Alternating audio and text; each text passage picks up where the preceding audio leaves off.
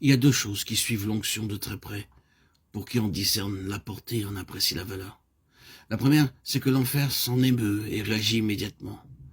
À la lumière de ce que nous avons dit précédemment du témoignage de Jésus, il n'y a rien là qui doive nous étonner. Et même, on se représente mal qu'il puisse en être autrement. En effet, si dans cet univers le Seigneur Jésus a un rival, si ce rival a manifesté dès avant la fondation du monde la ténébreuse ambition d'usurper la place que Dieu avait réservée à son Fils de toute éternité, s'il a porté un regard d'envie sur le trône préparé pour le roi des rois et le Seigneur des seigneurs, et si d'autre part l'onction est en rapport avec le plan de Dieu concernant son Fils, un conflit doit fatalement s'ensuivre, immédiatement. Le rival va manifester son antagonisme sur le terrain pratique. Recevoir l'onction en se rendant compte de ce qu'elle est, il n'en faut pas davantage pour provoquer l'enfer.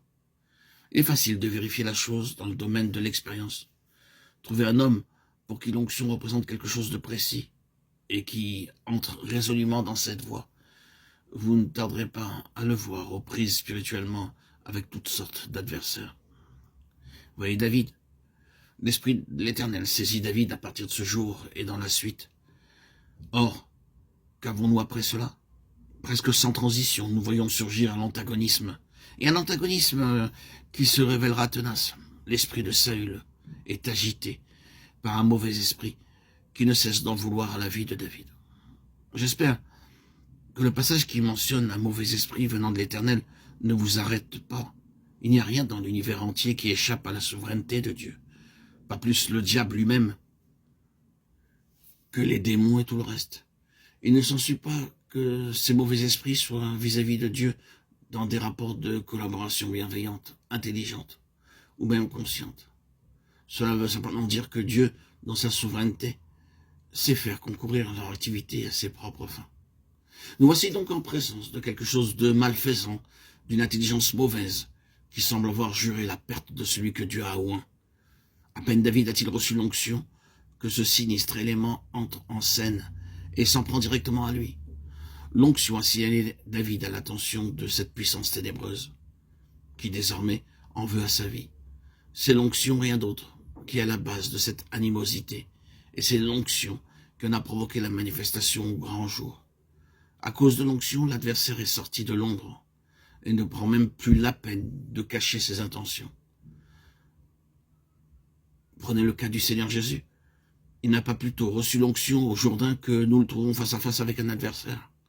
Et ce n'est rien moins que l'enfer dans le désert qui se dresse contre lui. Prenez l'Église à la Pentecôte, c'est l'onction. Presque aussitôt, le monde des ténèbres se met en mouvement, non pas tellement contre des hommes que contre l'onction dont ils sont revêtus. Prenez Paul, ce vase d'élection.